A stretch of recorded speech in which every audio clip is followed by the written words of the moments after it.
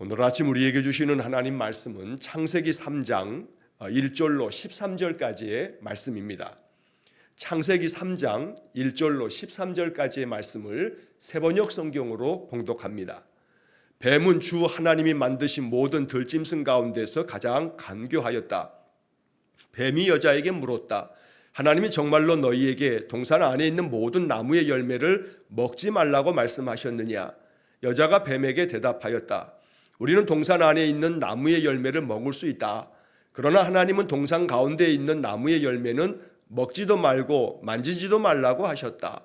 어기면 우리가 죽는다고 하셨다. 뱀이 여자에게 말하였다. 너희는 절대로 죽지 않는다. 하나님은 너희가 그 나무 열매를 먹으면 너희의 눈이 밝아지고 하나님처럼 되어서 선과 악을 알게 된다는 것을 아시고 그렇게 말씀하신 것이다.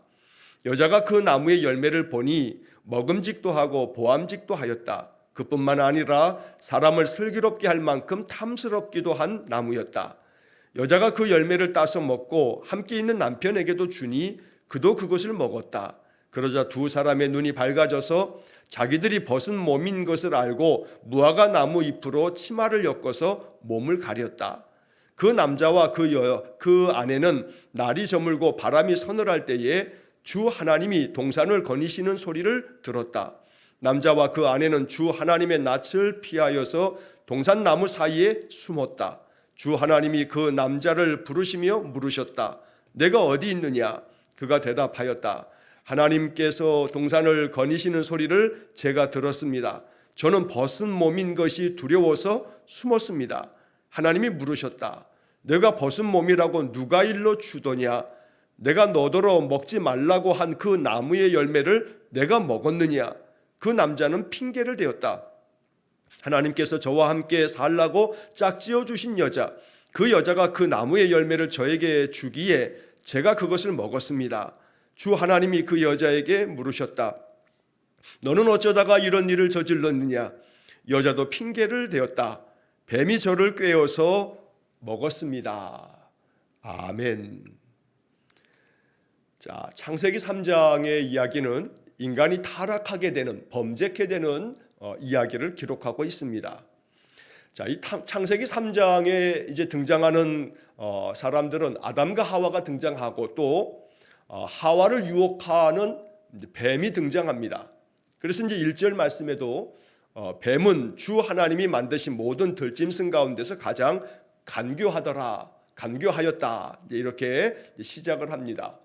자, 그래서 이 창세기 3장에서 인간의 타락 이야기를 하면서 이 뱀의 유혹으로 말미암아 인간이 타락하게 되는, 선악과를 따먹게 되는 이야기를 오늘 본문에서 우리가 지금 읽고 또 이제 생각합니다. 자, 먼저 이 말씀들을 우리가 생각하기 전에 지난 토요일에 말씀을 나누면서 에덴 동산에 하나님께서 많은 나무들을 다 만들어 놓으시고 아담과 하와에게 이것을 다 먹도록 허락해 주셨는데 그 동산 중앙에는 선악을 알게 하는 나무와 함께 또 생명나무도 또 주셔서 생명나무를 먹고 모든 나무의 과실을 다 먹을 수 있지만 선악을 알게 하는 나무는 먹지 말아라. 먹으면 정령 죽으리라 라고 하나님께서 금지 명령을 내리셨습니다. 자, 그래서 지난 토요일에도 잠시 말씀드렸습니다만 하나님께서 왜 에덴 동산에 선악을 알게 하는 나무, 즉 선악과를 만드신 것인가? 자, 오늘 이 창세기 3장에서 선악과를 따 먹음으로 인해서 이제 범죄케 되는, 인간이 타락하게 되는 이야기를 우리가 지금 읽었는데 선악과를 에덴 동산에 만들지 않았으면 될 거 아닌가? 선악과를 왜 만들어 두시고 먹지 말라 하시나? 선악과가 없었다면 인간이 범죄하지 않았지 않겠나? 라고 그렇게 우리가 생각할 수 있습니다. 그러나 정말 그런가? 선악과를 하나님께서 왜 에덴 동산에 만들어 놓으셨는가? 라고 하는 문제를 우리가 한번 점검해 볼 필요가 있습니다. 전통적인 신학적인 해석은 몇 가지 이제 이유를 우리에게 알려줍니다. 자, 그 중에 이제 하나는 자유가 없는 순종은 참 사랑일 수 없습니다. 무슨 얘기냐 하면 하나님은 인간을 만드시고 인간을 로봇으로 만든 게 아닙니다. 하나님께서 예를 들어 인간을 하나님의 명령에 무조건 다 순종하도록 그렇게 프로그램된 그런 인간을 만들어 놓은 게 아니라는 겁니다. 다시 말하면 참 사랑은 자유가 그 속에 포함되어져 있을 때 참 사랑이 됩니다. 그렇기 때문에 하나님 앞에 순종하는 것도, 아니 또 반대로 하나님께 순종하지 아니하고 거역할 수 있는 것도, 이것이 인간의 결정이고 인간의 선택이기 때문에 우리가 전통적으로 또 교회에서 말씀을 배우면서 우리가 배우게 됐던 무언가를 선택할 수 있는 자유의지, 이 자유라고 하는 것이 이 인간의 창조 가운데 하나님 주신, 하나님의 형상대로 지음받은 인간에게는 그러한 자유까지 허락해 주신 겁니다. 자, 그랬을 때 선악과를 따먹지 말아라 라고 하는 이 금지 명령에 대해서 인간이 선악과가 아예 없었으면 그럼 타락하지 않았을 거다라고 생각할 수 있지만 그렇지 않은 겁니다. 다시 말해 결국 인간에게 주신 자유의지, 자유롭게 스스로 선택할 수 있는 순종도 불순종도 인간이 선택할 수 있는 그런 전적 자유를 허락해 주셨기 때문에 선악과가 없다 할지라도 다른 어떤 요소로 인해 하나님 거역하는, 하나님 앞에서 그 자유가 하나님 등지는 자유, 하나님께 떠나는, 하나님 말씀을 거역하는 자유로 그 인간이 자유를 선택하게 된다면 그것이 범죄함, 타락이 된다는 겁니다. 선악과를 먹었느냐 안 먹었느냐의 문제 이전에 하나님께서 인간에게 참 사랑으로 자유를 주심으로 그 자유를 통해서 인간이 하나님을 따르고 하나님을 선택하고 하나님을 섬기고 하나님과 가까이하고 하나님을 사랑하고 이걸 선택할 수 있는 것을 하나님이 원하셨다는 겁니다. 그러므로 선악과를 둠으로써 하나님은 하나님께 참 마음으로 그 자유로운 선택으로 하나님께 순종하고 하나님께 나아가기를 원하셨다는 겁니다. 그래서 선악과가 사실은 인간을 범죄하게 하기 위한, 유혹하게 하는, 다시 말해 죄짓게 만드는 그러한 장치가 아니고 이 선악과를 통해서 하나님이 뜻하신 바가 있습니다. 자, 그 두 번째 어떤 이유는 바로 이런 겁니다. 기준을 정해 놓으신 것이라는 겁니다. 선악을 알게 하는 나무를 에덴 동산에 둠으로써 기준을 정하셔서 삶의 기준을 정하는 것이 누구냐? 너냐? 아니면 여호와 하나님이냐? 이 말을 쉽게 더 풀어서 이야기하자면 선악과라고 하는 것은 하나님과 인간 사이에 경계선을 알려주는 것이기도 합니다. 다시 말하면 인간에게 자유를 허락해 주셨습니다. 거역할 수 있는 자유까지도 허락되어지는 자유의지를 주셨지만 그러나 이제 분명히 그 자유라 하는 것은 모든 것들이 너에게 자유이겠으나 그러나 그것은 제한된 자유다라고 하는 것을 알려주는 표시가 선악을 알게 하는 나무라는 겁니다. 결국 이것은 네가 이 동산에 있는 모든 나무를 다 먹어도 된다. 그렇게 하나님께서는 허락하셨습니다. 모든 것들을 허락하셨으나 모든 것을 다 허락한 것은 아니라는 의미에서 제한된 자유를 하나 만들어 놓으셨는데 선악을 알게 하는 나무는 먹지 말아라. 여기까지다. 그래서 하나님께서는 너는 피조물이며 나는 창조주 하나님이시니 그러므로 네가 창조주가 되겠다라고 하는 것은 아니 된다. 너는 피조물이다. 그래서 너에게 있어서의 자유는 여기까지는 너의 자유이겠으나 여기를 넘어서는 것은 하나님의 영역을 네가 넘보려고 하는 것이기에 너는 피조물 된 것을 알아라. 너는 창조주가 아니라 너는 나의 영광을 드러내고 내 형상대로 지음받은 피조물이다 라고 하는 경계선이 된다는 겁니다. 그래서 너의 자유는 여기까지이고 이곳에서는 너의 자유가 허락되지 않는다 라고 하는 그런 의미를 갖는 겁니다. 자, 그래서 결국 오늘 본문에서도 잠시 후에 살펴보겠습니다만 뱀은 이 여자 하와를 유혹하면서 네가 이 나무 열매를 따먹게 되면 너의 눈이 밝아지게 되고 하나님처럼 되어서 라는 표현을 합니다. 네가 하나님처럼 될 거다라고 얘기하는 겁니다. 그래서 이 하와는 또 아담은 하나님처럼 되어서 선악을 알게 하는 것을 알게 될 거다라는 그 이야기 앞에 하나님처럼 된다는 이 뱀의 유혹에 넘어가 버리고 마는 겁니다. 자, 그렇기 때문에 결국 우리 인생들은 피조물 된 존재임을 우리가 인정하고 고백해야 합니다. 하나님께서 이 세상 모든 만물을 만드시고 모든 것들 다 우리에게 정복하고 다스리라고 위탁해 주셨지만, 그러나 결코 우리에게 넘겨주시지 않은, 위탁되지 않은 것은 너희들이 하나님 되거라, 너희들이 창조주가 되거라 라고 하시지는 않는다는 겁니다. 우리가 피조물됨을 인정하고 겸허하게 창조주 하나님 앞에 늘 나아가는 자세가 있어야 되겠다는 겁니다. 그러므로 선악과는, 이 선악과라고 하는 나무 자체가 문제가 아닙니다. 인간이 자기 자신의 자유를 방종으로 결국은 그 자리를 이탈하여 내가 피조물이 아니라 하나님처럼 될 수 있다고 하니, 저것을 보았더니 보암직도 하고 먹음직도 하고 지혜롭게 할 만큼 탐스럽기도 하다. 그러면서 그것을 결국 따먹어 버리는, 그래서 결코 선악과라고 하는 나무 열매를 따먹었다 안 먹었다 라고 하는 그런 문제의 기준이 아니라, 하나님께서 정하신 기준, 너는 피조물이고 나는 창조주다, 너에게 모든 것들이 허락되어 너의 자유의지가 모든 것들을 행할 수 있으나 그것은 제한된 자유에 불과하다. 그러므로 하나님께서 금하신 것은 금지해야 하고, 또 허락하신 것은 허락된 대로 너희가 누릴 수 있다는 것을, 하나님께서 그 경계선을 만들어 놓은 것이 선악과다라고 하는 그런 것을 여러분 이해하시면, 이것이 기독교의 이 선악과에 대한 그런 전통적인 그러한 신학적인 입장이다라고 하는 것을 이해하시면 좋겠습니다. 자, 이제 그 다음 이제 본문 3장의 이야기로 넘어오게 되면 뱀에 대한 이야기부터 먼저 시작을 하면 좋겠습니다. 자, 뱀이 인간을 타락시키게 됩니다. 유혹을 하게 돼서 선악과를 따먹게 만들었습니다. 자, 그러면 뱀의 정체라고 하는 것이 뭐냐? 하나님께서 만드신 많은 피조 세계 중에 뱀은 들짐승 가운데서 가장 강교하였다 하고 1절이 시작하는데, 이 뱀의 정체가 뭐냐? 그래서 전통적으로 이 뱀은 사탄, 마귀를 얘기하는 거다라고 이렇게 해석합니다만, 그러면 뱀 자체가 마귀냐가 아니고 뱀은 상징적 의미를 갖고 있는 그런 피조물에 불과합니다.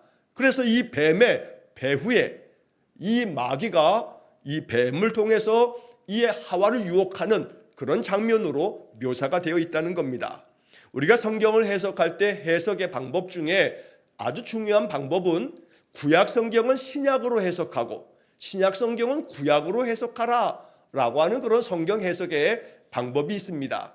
다시 말해서 구약의 말씀들을 읽어갈 때 이 구약의 말씀에 계시된 뜻을 잘 알으면 신약의 말씀들을 통해서 또 살펴보게 됐을 때 결국 구약의 이 말씀은 바로 이러한 의미가 있는 것이구나 하는 것을 발견하게 된다는 겁니다.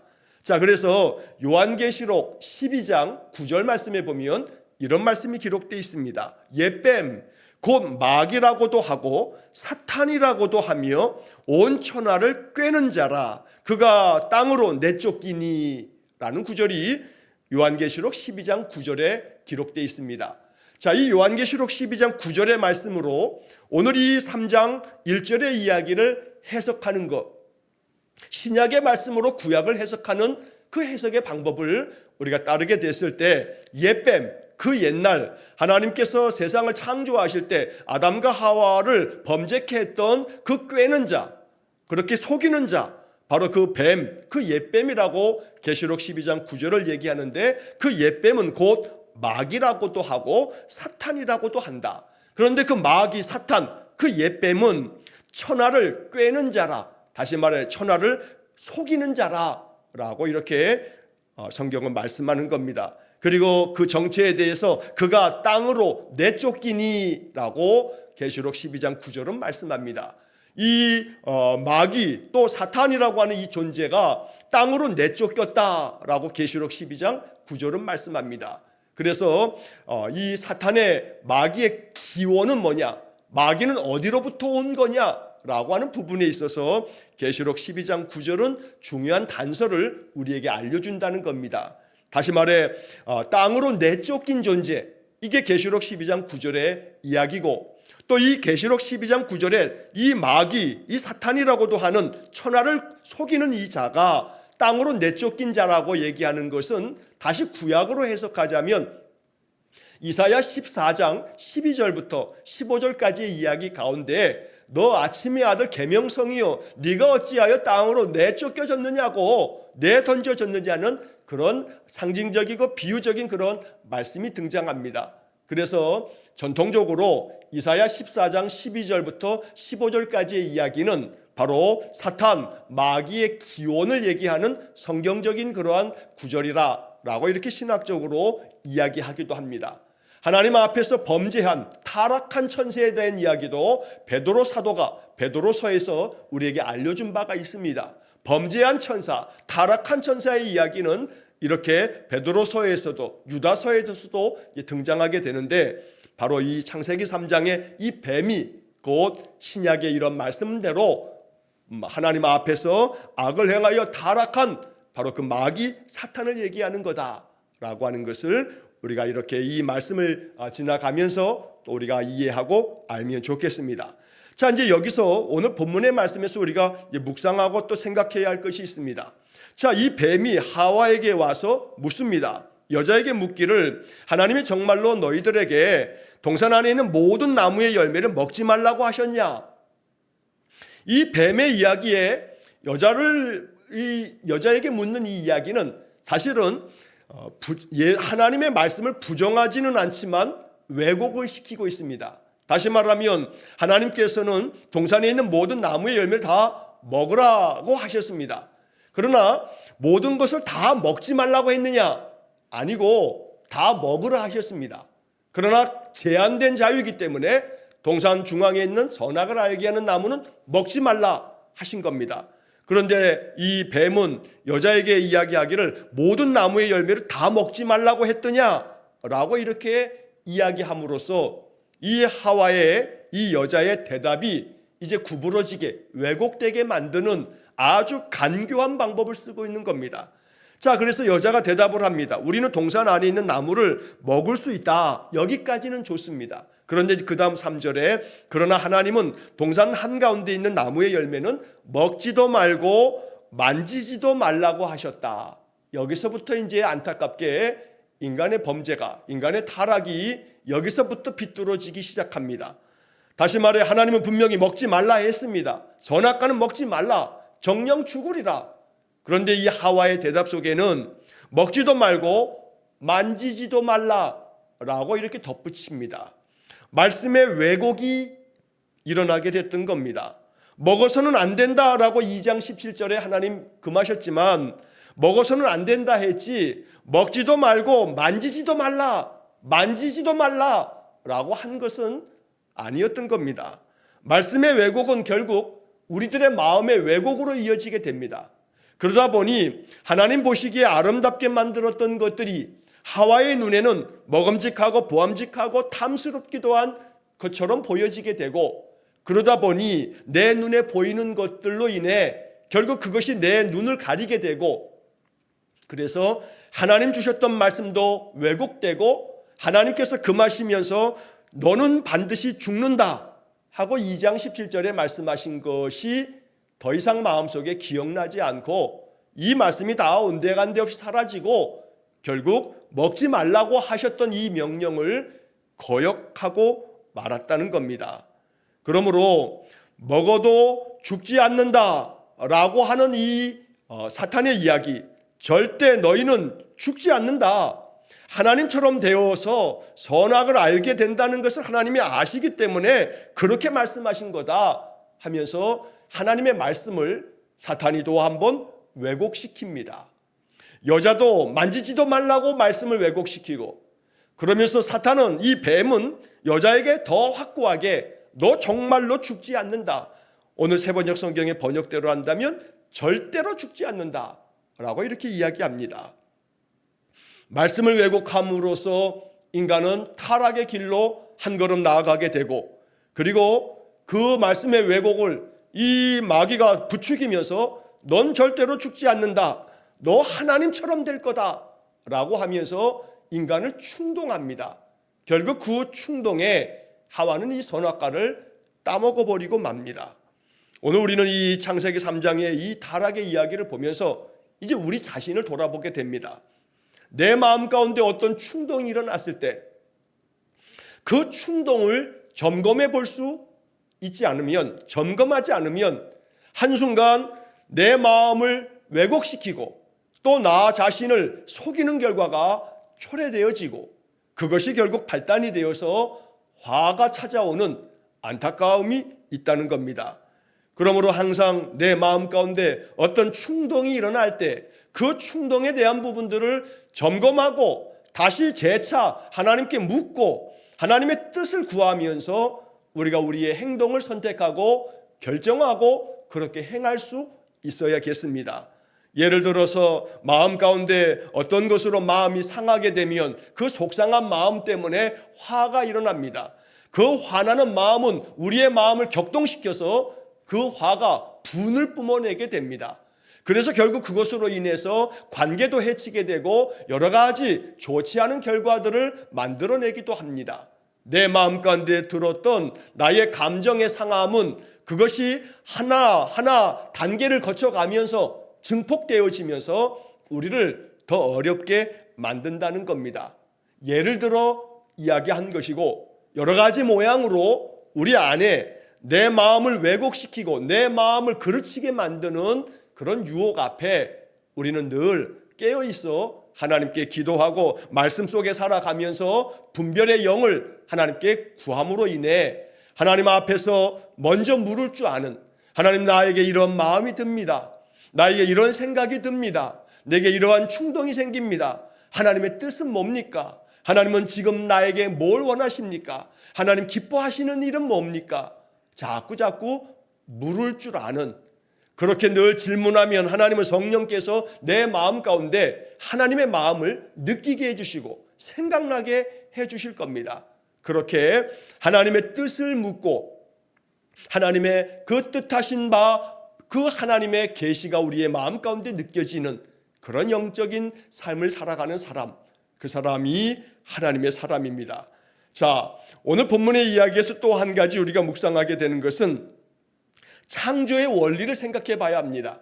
창세기 1장을 읽으면서 하나님께서 그 모든 것들을 창조를 하실 때마다 보시기에 좋았다라고 하는 이야기를 하셨습니다. 자, 하나님이 보시기에 좋은 세상, 그래서 우리는 이 피조 세계의 모든 것들을 바라볼 때마다 하나님의 눈으로 바라보면서 하나님의 눈으로 그 모든 것들을 바라볼 때에는 보시기에 좋았다 하는 이 복음이 우리의 것이 될 겁니다. 그러나 오늘 본문의 말씀에 보면 여자가 이 나무 열매를 보았습니다. 먹음직하고 보암직하고 탐스럽기도 합니다. 그러다 보니 금지된 명령을 어기고 이 선악과를 따먹어 버리고 맙니다.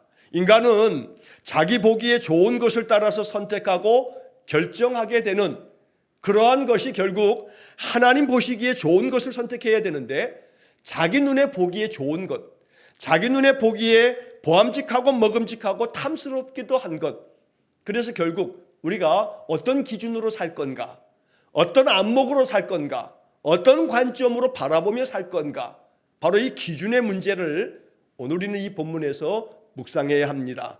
그래서 언제나 내 마음이 하나님의 형상을 닮아 하나님의 형상대로 지음받았으니 내가 세상을 바라볼 때에도 내 눈, 내 시선, 내 관점으로 바라보기보다는 하나님 관점으로 바라보게 해주십시오.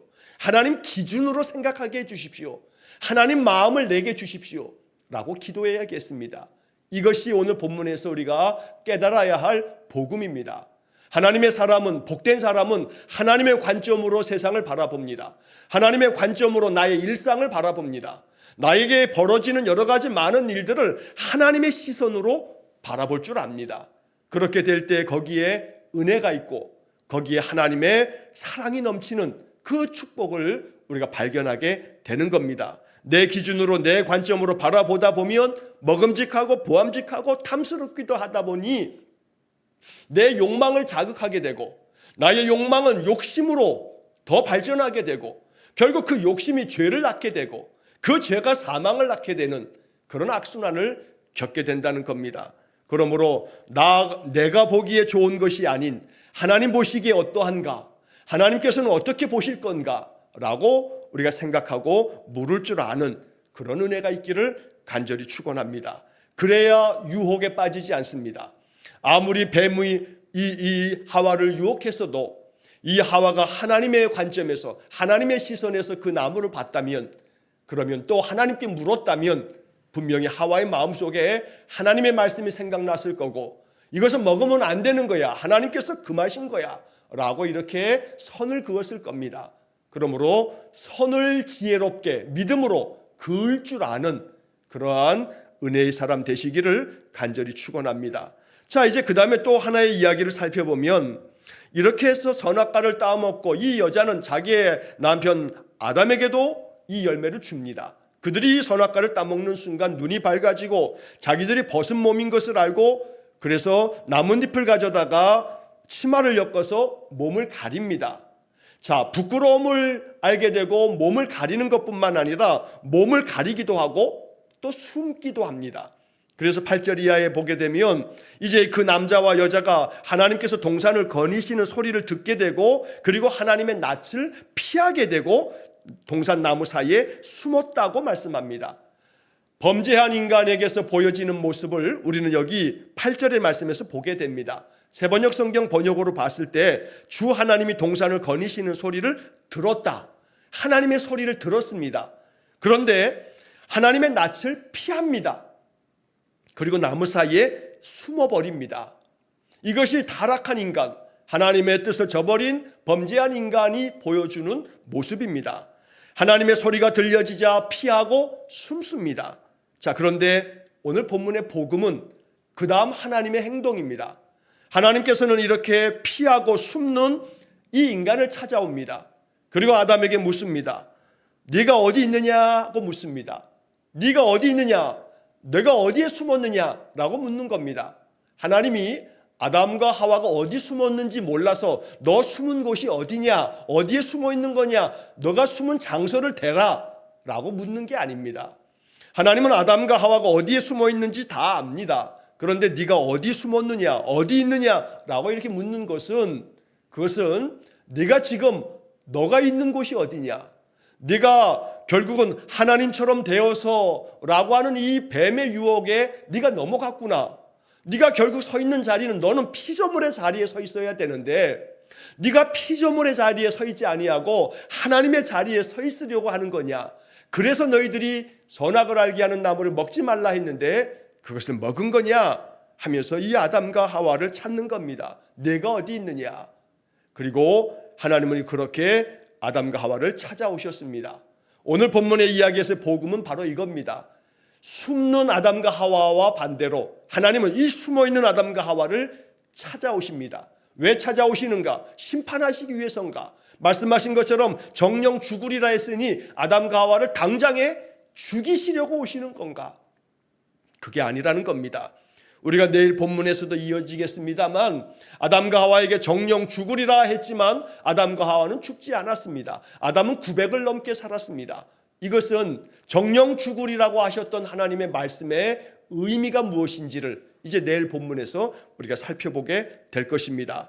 하나님은 이 아담과 하와를 찾아오셨는데 이것은 그들을 심판하시기 위해서 찾아오신 것이 아닙니다. 국률한 마음으로 너무나 사랑하였는데 너무나 안타깝게도 하나님의 말씀을 거역하는 자유를 선택한 이 인간에게 이제 자기들의 벗은 몸을 이 치마로, 나뭇잎으로 치마를 만들어 몸을 가린 이들에게 하나님 찾아오셔서 내일 본문의 말씀에서 우리가 보겠습니다만 하나님께서는 21절, 3장 21절에 아담과 하와를 위해서 가죽옷을 만들어 입혀주십니다. 가죽옷을 만들어 입혀주심으로써 하나님께서는 이 아담과 하와를 보호해 주시고 지켜주시는 하나님의 사랑을 나타내 보이신 겁니다. 인간은 하나님의 말씀을, 명령을 거역하고 하나님의 뜻을 저버렸지만, 그래서 하나님의 낯을 피하고 숨었지만 하나님은 그를 찾아오십니다. 찾아오셔서 그들에게 가죽옷을 지어 입히십니다. 내가 어디에 있느냐라고 묻는 것은 너의 자리가 어디냐, 네가 하나님 되고자 했더냐, 네가 나의 피조물, 내 사랑 가득한 나의 자녀임을 알지 못하느냐. 하나님은 이렇게 아담과 하와에게 말씀한 겁니다. 그리고 너희들이 내가 먹지 말라 한 이 선악을 알게 한 나무를 따먹었더냐 라고 물었을 때 아담과 하와는 핑계를 댑니다. 오늘 세번역 성경은 이것을 정확하게 이렇게 번역했습니다. 12절 말씀에 그 남자가 핑계를 대었다. 그리고 13절 마지막에 여자도 핑계를 대었다. 핑계를 댑니다. 그런데 그 핑계를 대는 이야기를 가만히 보면 아담이 핑계를 댈 때 하나님께서 저와 함께 살라고 짝지어 주신 여자, 그 여자가 그 나무의 열매를 저에게 주기에 제가 그것을 먹었습니다. 내가 먹은 것은 여자가 이 열매를 선악과를 줬기 때문에 먹은 거고, 이 여자를 나에게 주신 분은 하나님 아니십니까? 핑계의 맨 첫 번째 원인을 하나님이 이 여자를 주셨기 때문에, 여자가 나에게 나무 열매 선악과를 주었기 때문에 내가 먹은 겁니다. 이렇게 핑계를 대고 있는 겁니다. 한마디로 결론적으로 말하면 아담의 핑계는 하나님 때문입니다. 하나님이 이 여자를 나에게 주시지 않았다면 내가 이 나무를 먹지 않았을 겁니다. 여자가 이 선악과를 내게 주어서 먹었지만 이 여자를 준 것은 하나님이 아닙니까? 하고 하나님 핑계를 대고 있다는 겁니다. 결국 핑계를 대는 것은 하나님 앞에서 우리 인간이 취할 자세는 아닙니다. 오직 우리는 우리의 허물과 죄를 그대로 고백하고 내가 범죄하였습니다. 내가 하나님 먹지 말라는 이 선악과를 따먹었습니다. 내가 죽을 죄인입니다. 이렇게 고백하는 자세가 필요합니다. 가톨릭에서 많이 했던 그 신앙의 고백이 있죠. 내 탓이요라고 하는 고백, 누구 탓이 아닌 내 탓이라고 고백할 줄 아는 그런 마음, 바로 이것은 이 인간의 타락의 이야기에서부터 시작된 이 핑계대는 네 탓이다 라고 하는 그런 것을 교정하고 바꾸려고 하는 그런 신앙의 자세일 겁니다. 어떤 누구의 탓도 아닌 내 탓이라 라고 여길 줄 아는 그런 믿음의 마음이 우리에게 있기를 간절히 축원합니다. 잠언 28장 13절 말씀에 자기의 죄를 숨기는 자는 형통하지 못하나 죄를 자복하고 버리는 자는 불쌍히 여김을 받으리라 라고 말씀합니다. 자기의 허물과 죄를 숨기지 아니하고 오히려 그것을 드러내 자복하고 버리는 자에게 하나님 긍휼을 베푸신다. 바로 이 잠언 28장 13절을 마음에 새겨야겠습니다.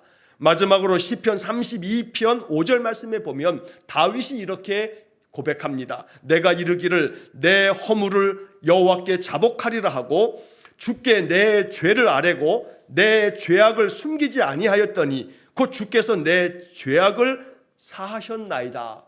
다윗의 고백처럼 내 죄악을 숨기지 아니하고 하나님 앞에 고백했더니 하나님께서 내 죄악을 사하셨다. 시편 32편 5절의 말씀을 마음 깊이 묵상하면서 아담과 하와는 핑계댔지만 그러나 믿음의 사람은 핑계대지 아니하고 나의 허물과 죄악을 고백하고 자복할 때 하나님은 우리를 긍휼히 여기시고 우리의 죄를 사하신다.